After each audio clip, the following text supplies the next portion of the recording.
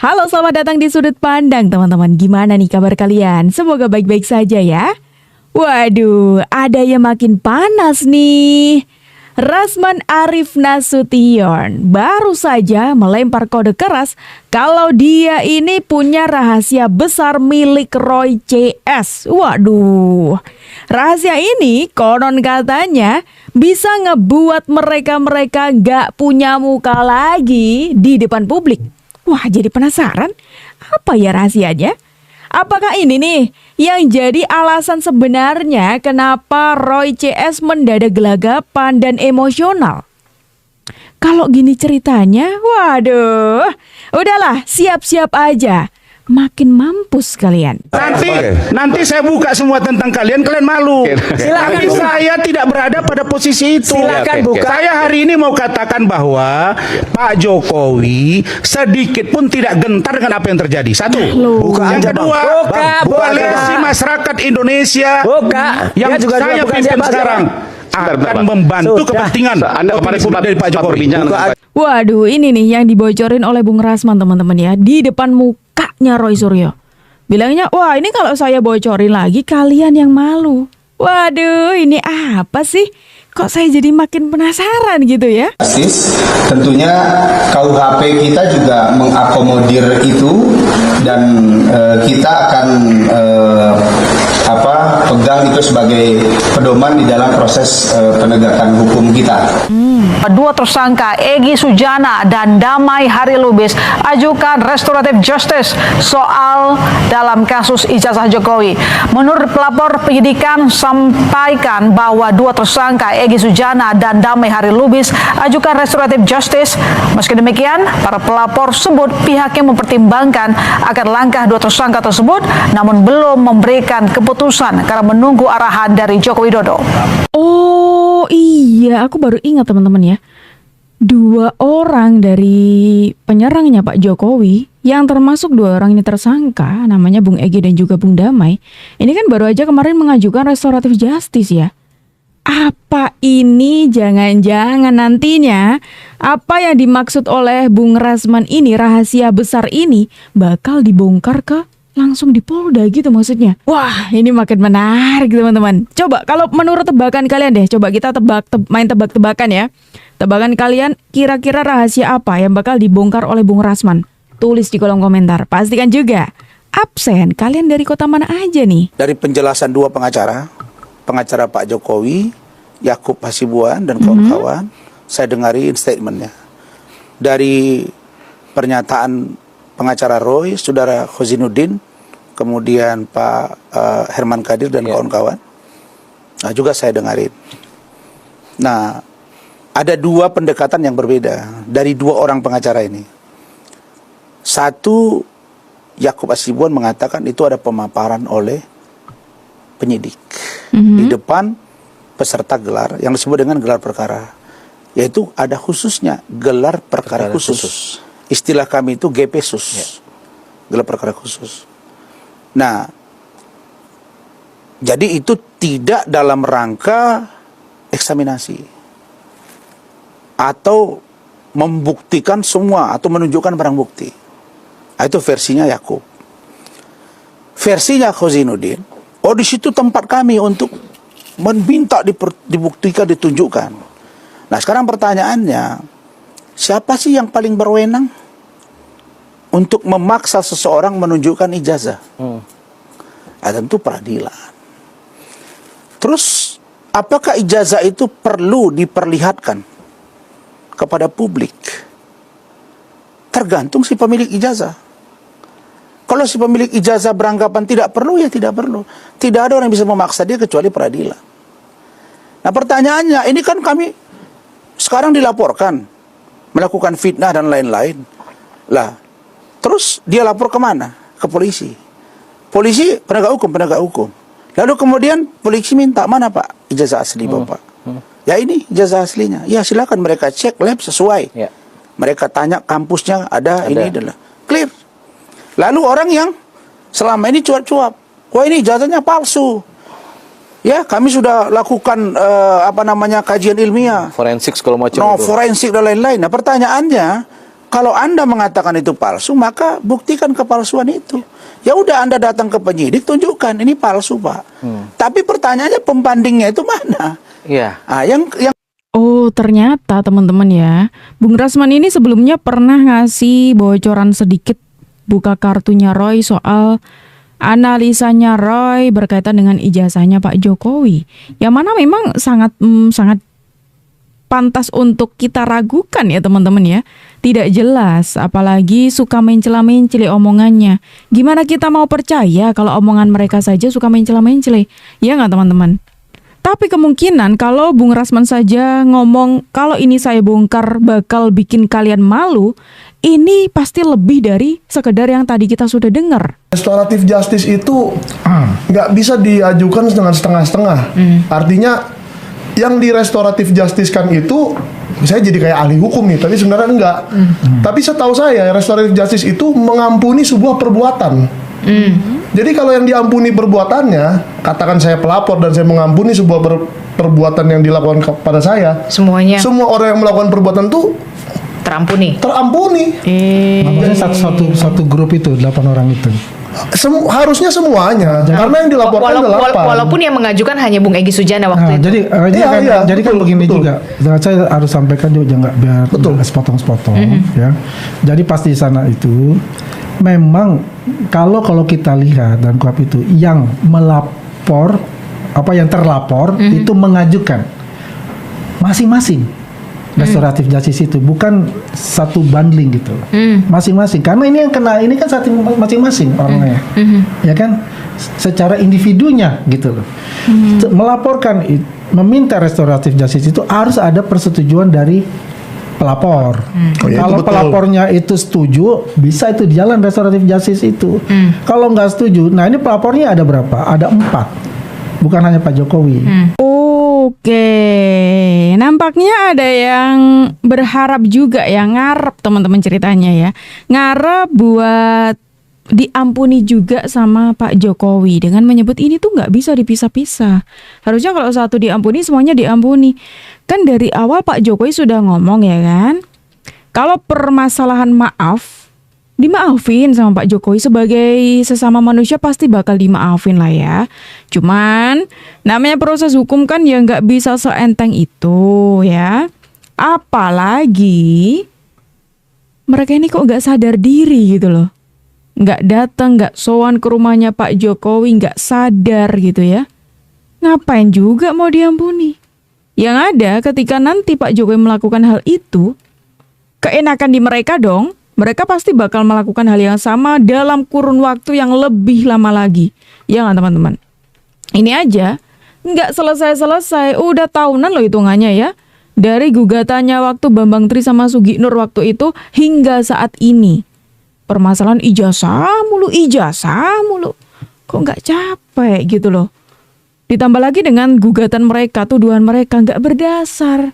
Terus sekarang mereka ngarep diampuni sama Pak Jokowi. Ngaca dong. Justru yang kami tunggu adalah membongkar, menguliti ijazah Jokowi di persidangan. Dan itu yang harusnya dilakukan, bukan kemudian memecah belah. Tapi kami sadar bahwa kubu Jokowi tak ingin dan tak berani masuk ke forum itu karena ketahuan bahwa banyak ya yang bukti-bukti pada akhirnya mengkonfirmasi ijazah itu bermasalah. Misalnya di Solo Jokowi tidak berani membawa bukti asli. KIP menegaskan bahwa ijazah Jokowi adalah ijazah yang maksudnya itu informasi publik. Sebelumnya Jokowi sendiri mengkonfirmasi tidak punya wewenang, tidak punya hak untuk menunjukkan ijazah. Tetapi KIP telah mengkonfirmasi bahwa dokumen ijazah itu adalah dokumen publik. Saya pikir kami bahagia, bangga karena Allah SWT telah menunjukkan mana al-haq dan al-batil. Dan selamanya al-haq dan al-batil tidak bisa berdamai. Tidak seperti klaim Rasman yang berdamaikan al-haq dan al-batil, itu nggak bisa. Nggak berguna sama sekali, nggak punya legitimasi sama sekali. Dan kami lebih memilih untuk terus berada di parit-parit perjuangan ketimbang berdamai dengan terus melanjutkan. Waduh, ini sama aja nih Pak Tompel ya ampun, Mbok ya sadar gitu loh.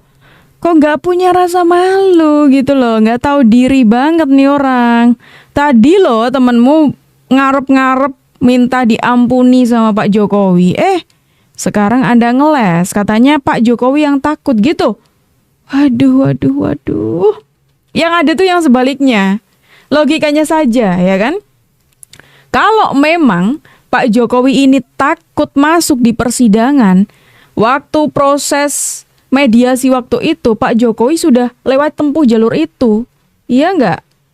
Tapi kan Pak Jokowi memilih untuk tidak mediasi, ya kan? Supaya lanjut di persidangan. Justru kalian waktu di mediasi sangat ngarep betul Pak Jokowi datang biar kasus ini bisa selesai di mediasi. Buktinya, dari sini saja sudah ketahuan buktinya. Siapa yang sebetulnya nggak pengen kasus ini masuk di persidangan. Bukan Pak Jokowi, tapi kalian. Dia masuk ke UTS Insert Apa nih? tahun 2005 ternyata bukan 2004 sampai 2006 saja. Berarti cuma setahun. Berarti 1 tahun. Nah, di UTS Insert Sydney ini dia mengikuti program Diploma of Business Study. Saya boleh jelaskan sedikit, diploma itu dulu saya ikut juga program seperti itu di tempat lain. Syarat masuk program itu adalah lulus SMA. TOEFL lulus SMA. TOEFL lulus SMA. TOEFL juga. Tapi maksudnya Langsung lulus pucet, SMA kan? artinya saya sudah lulus kelas 12 dan ini sebenarnya UTS Insert ini adalah kelas 13. Aduh Pak Roy, udahlah. Ngaku aja. Kalian itu semakin ngeles, semakin gali kuburan kalian semakin dalam. Percaya deh. Kampanye anti uang haram loh. Ya uang haram apa? Ya kan ada yang kemudian tuduhan lah, ada berkoper-koper katanya. Kenapa sih suka samar-samar gitu loh? Langsung aja misalnya yang terima uang haram itu siapa? Betul. Yang ngasih uang haram itu siapa? Justru itu, kan ada yang nuduh saya terima uang haram. Kalau bukan saya kan nanya Bukan, jelas bukan. Ada orang yang dengan lantang menuduh, wah itu pasti ada uang haram lah, atau ada sayembara besar gitu. Lah ketawa aja kita. Enggak mas, kalau dalam bahasa daerah kita dulu, enggak sekuku ireng pun kita berpikir kayak gitu. Enggak ada lah kita berpikir kayak gitu. Ini benar-benar murni kejujuran dan membuktikan kenegarawanan seseorang. Tapi tadi nuduh alma mater Anda Loh iya. Nerima dong. Iya. Nerima uang haram gitu. Iya. Enggak, bukan nerima uang haram lah. Apa? Nanti akan terbukti. Itu aja udah. Gitu. ngeles Kita nggak perlu mulu nih nuduh. orang. Semua itu akan terbongkar sendiri. Betul. Kalau semua akan terbongkar dengan Semua akan terbongkar sendiri, memang betul. Dan sekarang buktinya terbongkarnya kalian yang semakin terpojok, kalian yang keliru, kalian yang salah. Karma itu semakin dekat ke kalian. Dan soal ini tadi, kan Roy Suryo nuduh, katanya ada yang nuduh saya pakai uang haram dan lain sebagainya. Terus makanya direspon sama hostnya, udah belak-belakan aja, siapa sih sebetulnya? Dia nggak bisa jawab, ngelesnya katanya, iya makanya orang yang nuduh saya tuh harus ngomong kayak gitu, yang berani dong, jangan pengecut dan lain sebagainya. Padahal selama ini yang suka lempar-lempar kode nggak full yaitu Roy Suryo. Contohnya ini teman-teman. Gibran Raka Buming Raka. Itu apa bang? Tidak punya ijazah SMA. Itu apa namanya? Ya? Itu apa? Anda nggak tahu ini? Kita dulu, kita kan bangun apa dulu? Dia nggak ngerti ini apa ya? Kemana? Kita nanya itu apa? Lu bilang itu ngerti? Itu Kertas ya yang didapatkan Roy Suryo sewaktu kemarin itu datang ke Sydney, teman-teman. Pasti masih ingat dong. Ketika habis dari sana, teman-teman, Roy Suryo datang ke acara biasanya, terus kemudian sambil membawa itu ditanya lah sama mahasiswa, ya kan? Coba Pak Roy, itu apa sih namanya? Ya kalau memang Roy Suryo tahu dan kalau memang Roy Suryo ini pengen menunjukkan bukti, tinggal sebut aja misal, oh ini yang saya pegang ini ijazah, misalkan seperti itu. Sesimpel itu loh. Kenapa jadi dibalikin? Oh nggak tahu ya, nggak tahu. Gimana sih ini otaknya nggak dipakai nih orang ya? Poinnya adalah kita itu meneliti ijazah, bukan kita menuduh Pak Jokowi melakukan pemalsuan ijazah. Ini saya buka pada malam hari ini bahwa ada seseorang, ada sekelompok pihak yang kita sebut X, ya, kita sebut X yang melakukan pemalsuan ijazah. Waduh. Kami peneliti RRT, Roy, Rismond, dan Tifa itu melakukan penelitian terhadap dokumen yang beredar tersebut. Anda mau bilang bahwa penetapan status Anda sebagai tersangka dan sekarang salah berkasnya dilimpahkan? banget. Jadi Pak Jokowi ini kelirunya saya rasa bukan Pak Jokowi ya, tetapi penasihat-penasihat hukumnya mungkin ya melihat mendudukan persoalan itu sehingga kami jadi terlapor itu kan keliru. Oke. Kalau ini adalah ijazah yang diklaim sebagai ijazah Joko Widodo yang menjadi presiden 2014 sampai 2024, maka ini palsu. Dari mana Anda bisa Dari katakan mana saya melihat dari foto. Tuh, sudah sebut ijazahnya Pak Jokowi palsu, ngelihatnya dari foto. Foto aja, itu bisa dikatakan ijazahnya bukan yang asli, teman-teman. Karena apa ya? Karena bukan ijazah fisiknya kan? Ini orang, aduh, sudah nuduh kayak gitu, sekarang amnesia dengan menyebut kami tidak pernah menuduh ijazahnya Pak Jokowi palsu. Menurut Anda, jejak digital bisa dihilangkan?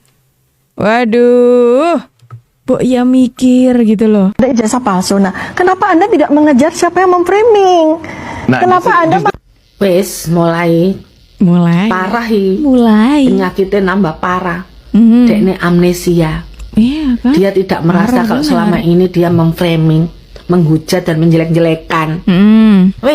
Parah iki guys. Bener-bener parah guys. Yo selama ini memang benar dia itu meneliti fotokopian, scan-scanan, bukan yang asli. Benar. Makanya dia mengatakan palsu, jelas palsu. Iya benar. Nalarnya kan seperti itu toh guys.